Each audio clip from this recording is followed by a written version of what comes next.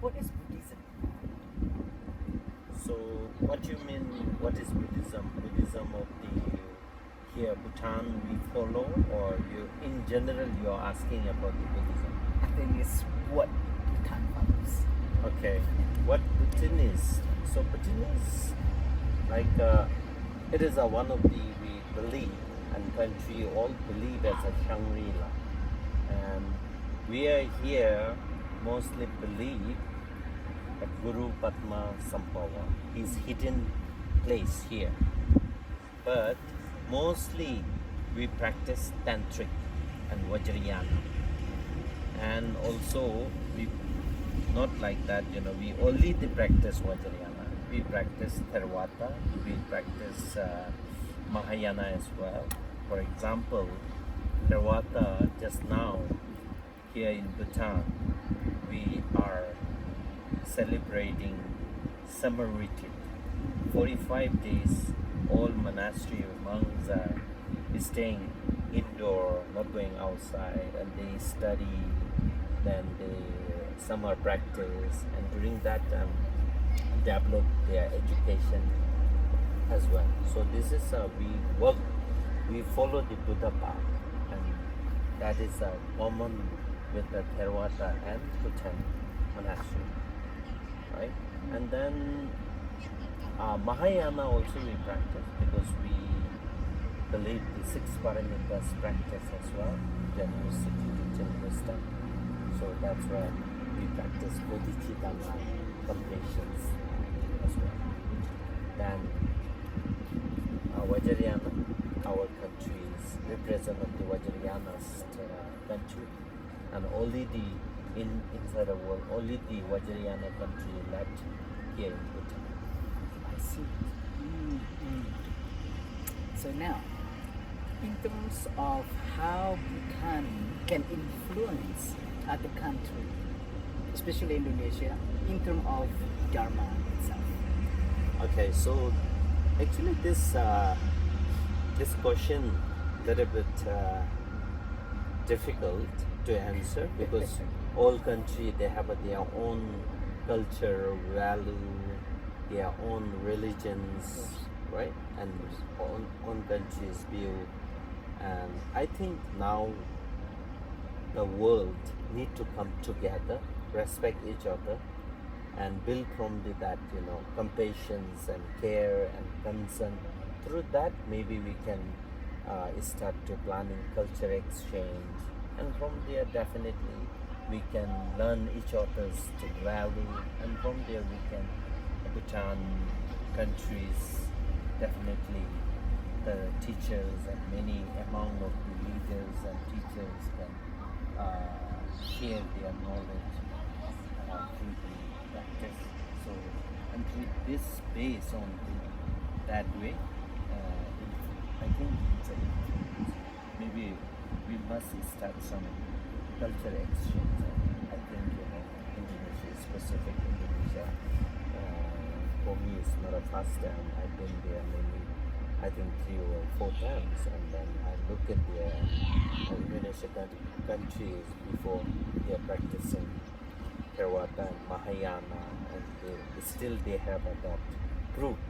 They have a sample of the Mahayana's country because they have that Prajna Paramita's statue, mother of the Prajna Paramita's statue is there present. So that's why, and actually Indonesia is one of the oldest Buddhist country, and follower and student also there.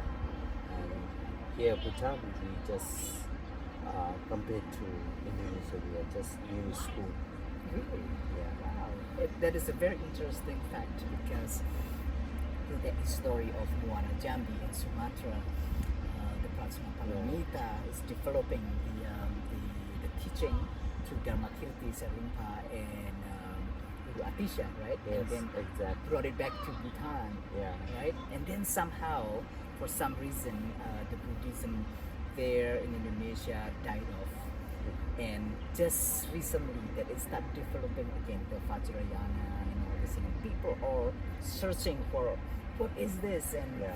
what is Tantrayana, Vajrayana, and now Rinpoche and everyone's in Bhutan. It's kind of like the one who's the source for us back.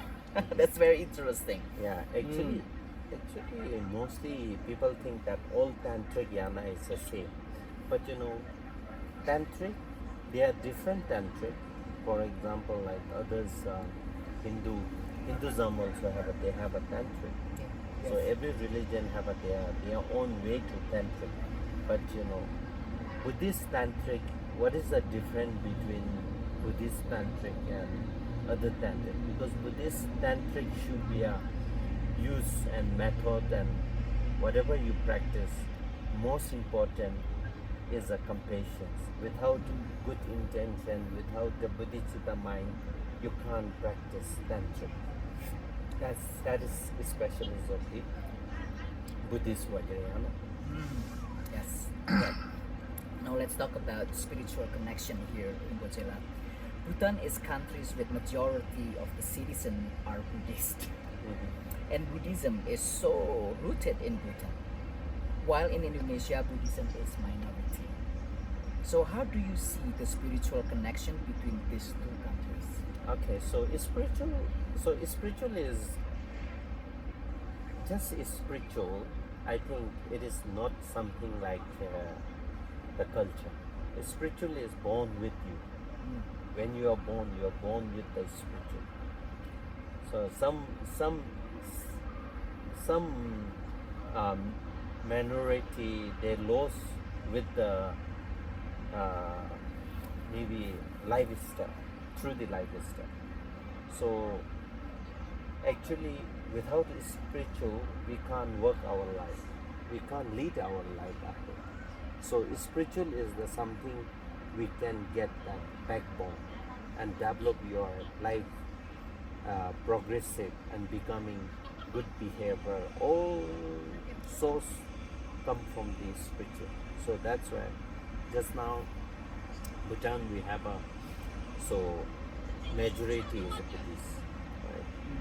And we're living with the culture. We have that special good leader, for example like the king, and their legacy carry on, and they really support for spiritual side. So that's why we here is still alive. Yes. It's still fresh. Still, you know, world people want to come and learn because we have that leader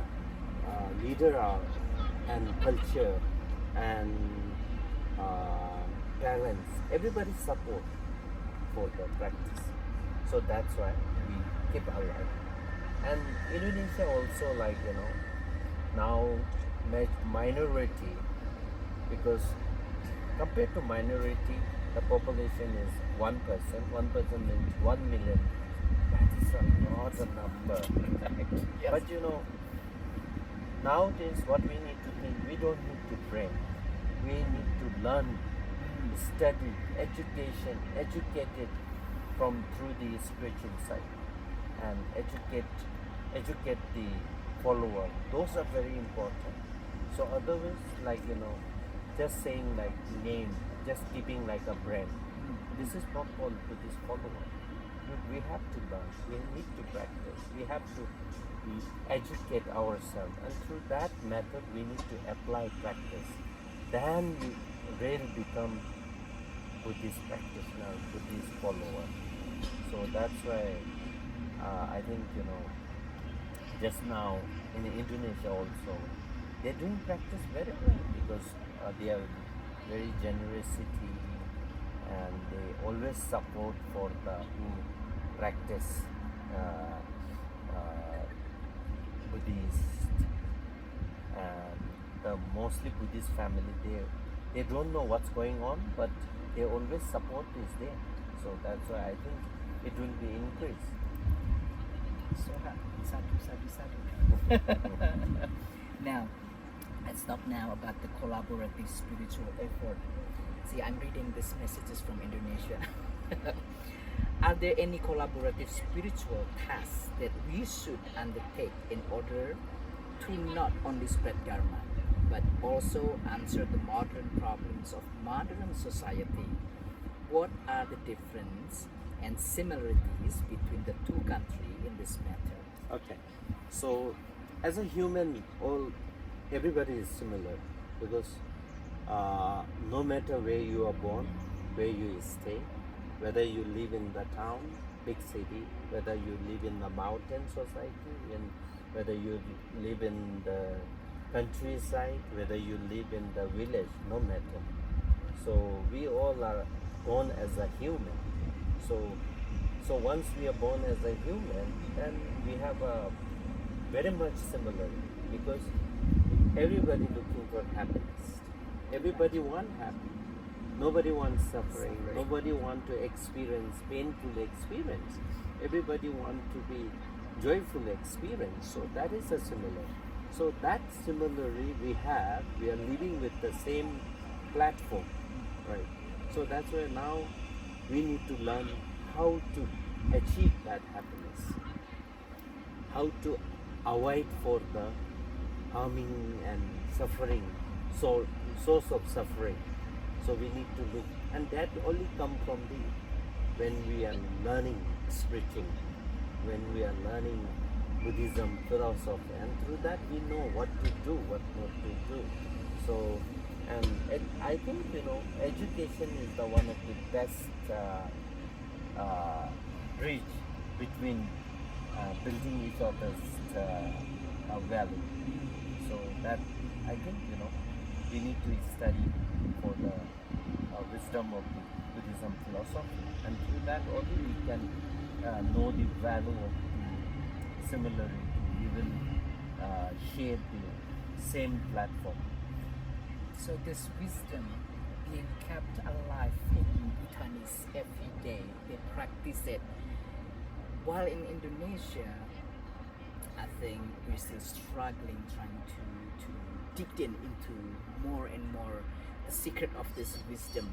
And the collaboration here I can see now is that Bhutanese has helped us a lot in learning this wisdom, with the fact that we own it, we have it in Indonesia, especially from Muara Jambi.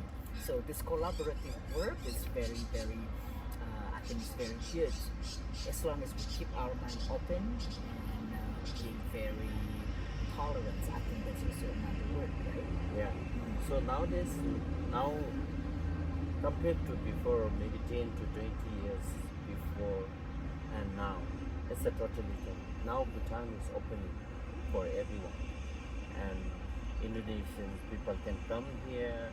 Now visitor also increasing every year, and they can come here and see the culture and they can learn. And now we have here in Bhutan lots of qualified master doing this thing. Oh, yes. And then through that, it is not so difficult. You can just invite them, receive some teaching, and they can come here, learn. And especially now, South Bhutan, our the Bhutan king have a vision, new vision. It's called Mindful City. It's called Mindful City. So GMC, Gelifu Mindful City. So now we have most of the spiritual master and teacher they are building lots of institute, and easy to come here and you can learn.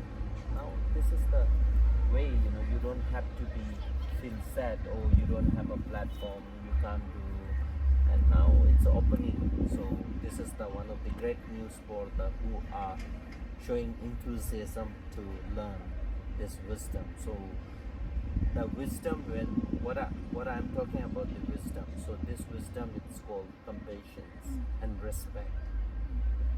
Then it's called cause and effect. So once you know the cause and effect, then spontaneously compassion will arise in your mind. So that's why those are very important. Once you have that compassion, then you can see the value of the human and non-human. True, very true. Yes, and I agreed with Bhutan is being very open. I came here 3 weeks ago, and back many years ago, it could be only a dream for me just to come to this country. I could only hear like a legend, a myth, that now with the visa getting cheaper and people, a lot of masters actually they do speak English because often we were so afraid, how to learn Across, yeah. because the language barrier. Language barrier. But now I think more and more people here speak English. And Yeah. that's very very. Yeah, good. Bhutan, I think mostly second language is English here, and every Bhutanese people is speaking English. And even though now monk and teachers they are highly qualified, highly educated, so Yes. they can easy to communicate, and we don't Correct. have to feel language barrier challenge. Correct. So Correct. important, we need that enthusiasm to learn. Yes. Those are very important. Correct. I think. Before you getting too old to learn like me. Anyway, Rinpoche, what is your mission and vision on this trip coming to Indonesia? Okay, so my vision is definitely I can always, my vision is a one vision, so that is I can share my knowledge with the Indonesian people, and I can make good relation between Bhutan country and Indonesia. So when I'm coming there, I'm not coming to as a Rinpoche, as a Chung Tulku. I'm coming as a Bhutanese, like an ambassador, right? This is my vision is just making friendship and building good bond.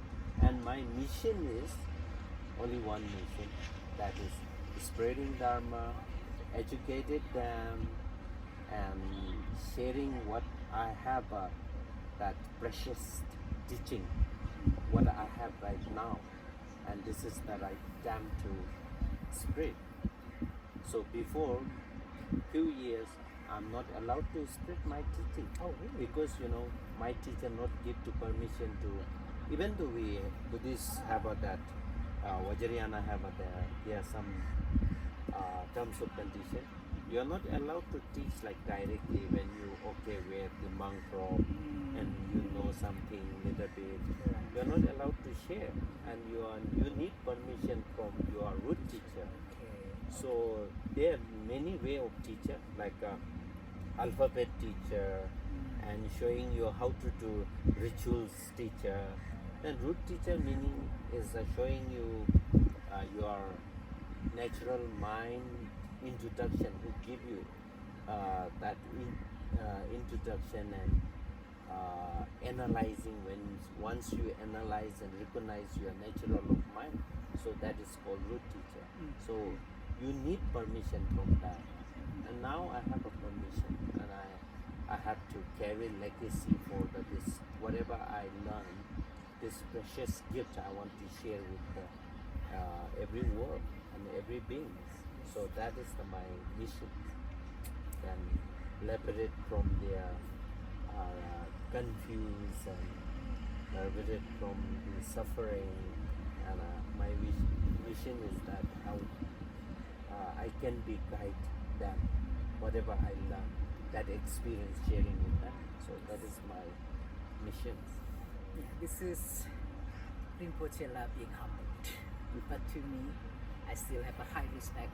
He is still Tulku Rinpoche. I'm sorry, Rinpoche. But yes, I'm very glad that Indonesia, my country, it's starting to be very open as well. I think this is the time that people are curious about all this wisdom that we have learned for many centuries, right? So I really hope in September and October you will come to meet in person with Rinpoche, with Chung Tulku Rinpoche, and we can share happiness, we can share the knowledge together, and you may ask a lot of questions. Alright? Thank you for Yelong Ugyen. And last, I have a question. Oh sure, oh no. So how is your experience during your stay here in Bhutan? Of course, this is my first experience, so first experience is always beautiful, always great. I just want to stay here. I don't want to go back. But I have promised Rinpoche to us. No. I think this is a place where everyone should experience if you can afford it, of course. If you do once, you will see. You will feel the energy. It's amazing. Actually, still we have that blessing. Earth blessing is alive, right? Yes. Even at the moment we landed, we felt that happiness, that calmness, and all that. Just like, okay, if I could say, for you guys, if you land in Bali, you feel suddenly different. Of course, this is many years ago. Now it's many tourists in Bali, but this is the feeling. I had the same thing. Landed in Bhutan and just felt, just like that. Thank you very much for talking with me. See you soon. See you soon in Indonesia, September and October. Yeah, Save the September. dates. September, October. Yes.